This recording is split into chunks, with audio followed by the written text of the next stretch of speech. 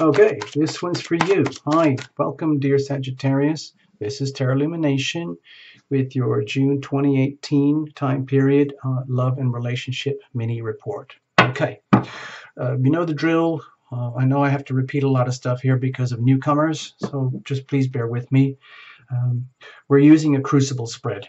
It's designed specifically to allow for you, Sagittarius, a significant other, and the third entity, the relationship itself, which from my perspective as your reader has a life, energy, integrity, and purpose, mission, and being of its own. It needs to be understood and respected, and in a truly loving relationship. Both parties know this, consciously or unconsciously, and they invest in the relationship and they conduct all matters through the relationship as opposed to face to face. No jumpers, no flowers, no oracles, no reversals. Not enough time for all of that, sorry. Watch for your sun, moon, and rising in case they're all three of them different. It'll give you a broader perspective, and you can reinterpret however you want. Now, with this crucible spread, it's on the understanding that you understand that the crucible is a structure that can withstand intense pressures that happen in the context of a loving, even a most loving relationship, where we are always in the process of intimacy and separation, intimacy and separation, intimacy and separation. Before we get into the actual cards themselves, I want to give you some notes because I'm doing it for all the signs for this month. It's a very, very active month. Because all the planets are very spaced out around the solar system, as opposed to deep clusters. The deep clusters in March, the heavy cluster in May. But everything's spreading out now, moving around. So each planet has a chance to breathe and shine in its own natural energy without a lot of interference from the other planets. There's going to be a lot of transits and going on, but it's so many. There's so many that I can't make enough charts to do it all. So I just I cherry-picked some dates that looked very significant from my perspective. So I'm just going to rattle these off quickly for you so that you're aware. These are times and dates where the pressures and the energies could be very significantly increased, and you might feel them as stress or joy, but it would be an increase in energy. The currents would be very strong on these particular dates. At the very beginning of the month, May 30th, June 1st and 2nd, big fat grand water trine, grand kite in water, Cancer and Capricorn opposing. This doesn't affect you directly. June 6th, hard squares with Gemini Pisces energy. Doesn't affect you directly. June 10th, big T squares and oppositions with Capricorn and Cancer. The T square with Aquarius, Leo, and Taurus in the middle. Again, doesn't affect you directly. In some ways, it's quite supportive, the Aquarius and Leo energies, but it's in a very hard square. Same again on the 14th, more hard squares continuing there, but another one like a double duty, double layered hard square with the Capricorn Cancer. It's very fleeting for a few days, but it's very significant, okay, so it's a very tight hard squares. June 15th, more of the same. June 21st, again, more squares, the Aquarius, Leo axis, and Scorpio in the middle. Doesn't affect you directly. More T-squares here, Capricorn and Cancer, okay? Again, not you directly. June 23rd, ongoing, there's a big hard square, hard square there, and a big T-square. Very challenging for all of us. June 29th, now by this time, we're moving out of the Gemini energy into the Cancerian energy. So the pressures might decrease for you, whatever they might be. And July is going to be opening the gate into still a lot of choppy, high intensity, fast-moving energies. Now the thing is, let's get back to you, Sagittarius. The thing is, here in the June season, at the time of this reading, and mostly for a good chunk of June, it's Gemini time, which, you know, in simple terms is your house of opposition, the 7th house, the significant other, the best of relationships and the very worst, like your open enemy, the worst persons that you could ever imagine in your life. Also potentially the best. Typically that would be like a marriage dynamic. So you might be really feeling as though there's a lot going against you right now if you're not handling things properly, or if you're not fully in charge of riding these waves, all these astrological waves and patterns and energies that are moving around. On the other hand, it might be working really, really well for you if you're on your game I'm just suggesting that it's been very challenging for a lot of people. So it wouldn't be surprise me if you're totally wigging out right now. I'm not saying you are. Let's see what kind of story comes out with the cards. Cards are well shuffled in advance. No jumpers, no flyers, no oracles, no reversals. We're just going to go for it. Please bring your angels into the reading. And please make it a team effort. And there's a lot going on behind the veils that you can't really see, but they do happen. Those energies happen, okay? Bless the cards. Bless you. Bless your angels. Bless the reading. Here we go. I deliberately broke that up. I wanted it to be very extreme because we're dealing with full opposition right now. Okay, think of yourself as a cell phone. That's you radiating love and relationship, okay? Whatever that energy is. If you're single, you can even watch this. If you extrapolate the laws of attraction and go to the point where allowing that the universe is a mirror, this might be the sort of person you might attract or get reflected back to you. Okay. Otherwise, this is for chosen couples, relationships. Okay. Even if you're in a triangle. All right.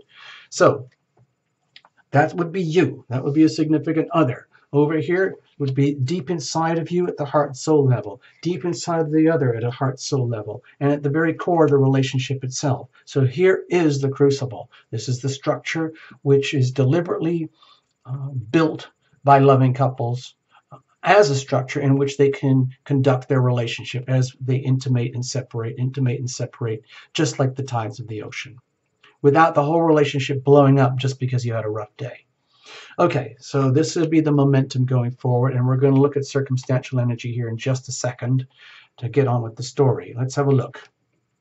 10 of Wands. Okay, now I think we had this for another reading. Can't remember who. It's a hint that perhaps you're at a breaking point. Maybe things have come to a crescendo and you're seeing it in your life, in your world around you. Maybe it's not actually with your relationship. Even though this is a love and relationship reading, you might be feeling as though your whole life has just become so burdensome. No matter how much of a smile you might be putting on it, you are the sign of optimism. The last thing you, Sagittarius, would ever want to have to deal with or admit or handle is that things are not going well. Okay? That's troublesome for Sagittarians. It's very unsettling. They're not too good at dealing with that kind of thing. However, there's an indication here that certain things are out of whack. And maybe you've reached a point. Remember, this is about you, and we're allowing for a significant other.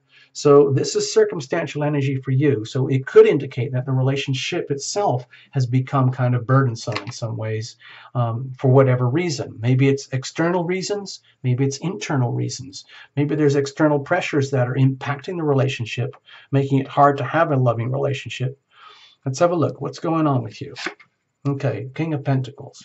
Well, it looks to me, from my perspective, you're holding up very well under perhaps very challenging circumstances. It's like you're being forget the gender, but say this is masculine energy. You're doing an excellent job of living to your best expression of how love would be in terms of love is as love does.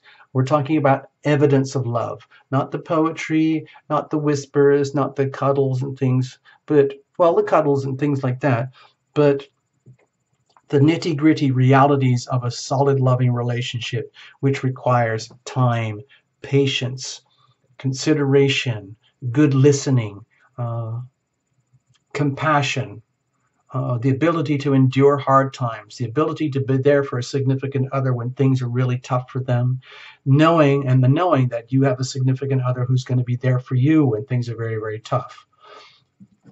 So with the King of Pentacles here, to me it also feels like you know what really counts in a relationship.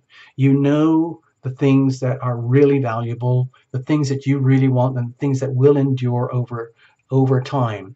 And You have worked very, very hard to get this point, and there's absolutely no way you're going to release that or let that go, because it's like gold. It's literally like owning bars of gold. It's worth more than gold. Having a beautiful, loving relationship with a significant other is worth more than gold.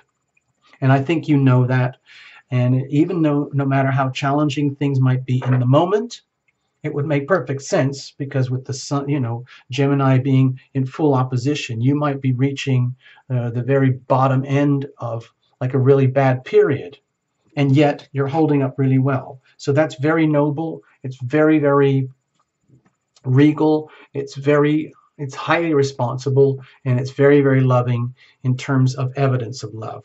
This would be the energy of someone who's happy to push a significant other around in a wheelchair if they're really hurting right now, and not taking it personally and saying, you're weighing me down. I wish I could trade you in for someone who was much easier to carry around. No, this is very noble, just, loving, caring, responsible, bountiful energy, and you've worked hard for this. And even though things might be stressful, even though you might be in a relationship dynamic where a significant other is having a really challenging time and that's impacting you, you're dealing with it, okay? Let's have a look at the other. Okay. With the Queen of Cups here, my feeling is that there's no question the depth of love that you share with the significant other, and that significant other shares with you. However, like all relationships, especially when they go through that 7th house chapter of life, every year it's going to happen, regular as clockwork. Might as well get used to it. Might as well put it on the calendar. There are going to be points, and we might as well just say that pretty much let's just do this very slowly so you can see it all, okay? First of all, let's just put this here. We talked about these earlier. These are calendar moments, significant. Okay, right up to about here, this is all Gemini season. All of this is happening during the Gemini season.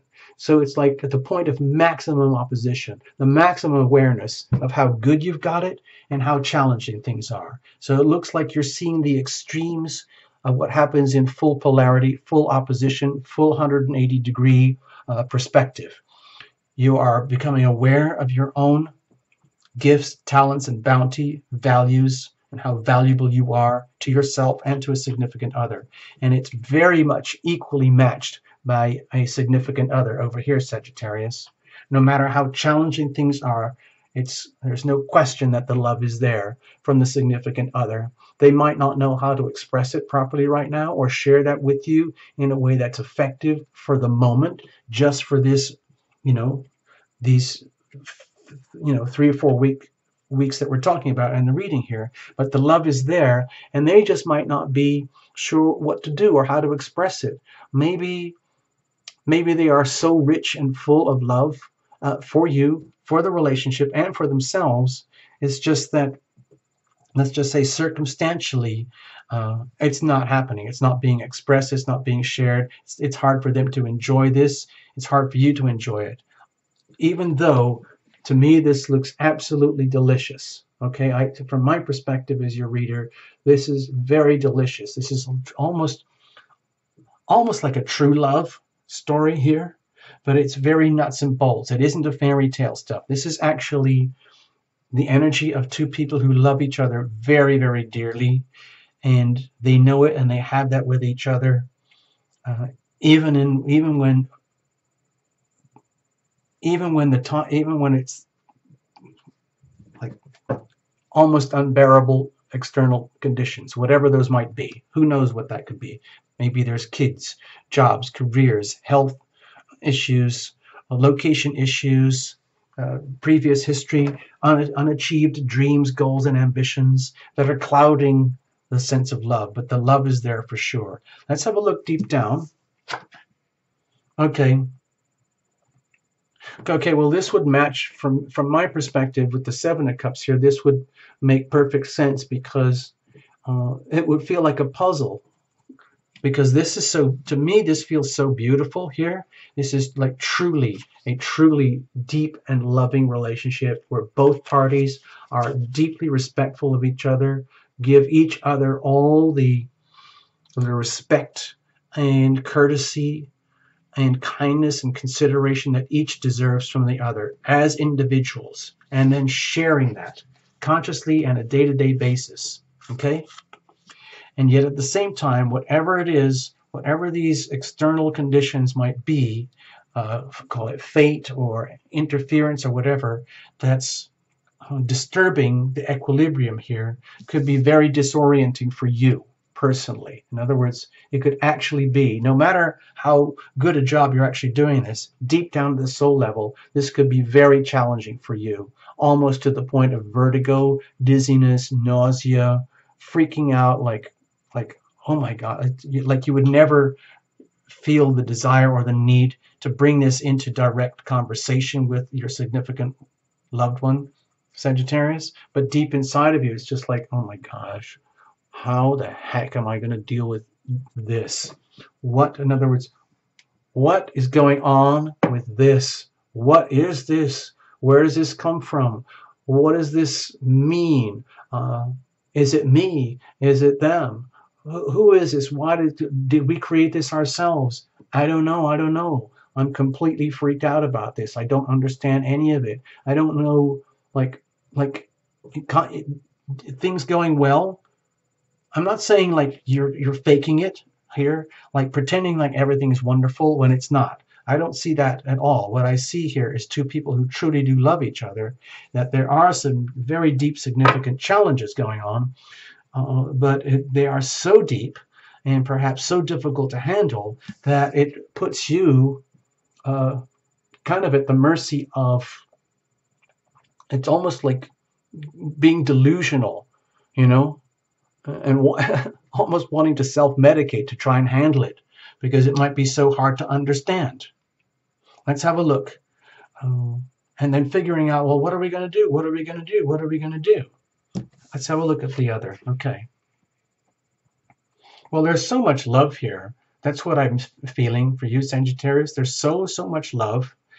And you're dealing with someone who literally is pretty much made of love in their own version of it, whatever that might be. I mean, they might not look like a front cover model or anything, and they might not have, a massive trust fund. They might have all sorts of disabilities, whatever it is, but at their full being, it's just love. Okay, that's what they have, and they want what's best for you. They want what's best for themselves, and they might not even be aware of how much you're wigging out right now, because in some ways they're too innocent. They might be just simply like, please don't be insulted here, Sagittarius, but think of yourself as a human being and think of your significant other one over here as a deeply loved pet. Okay?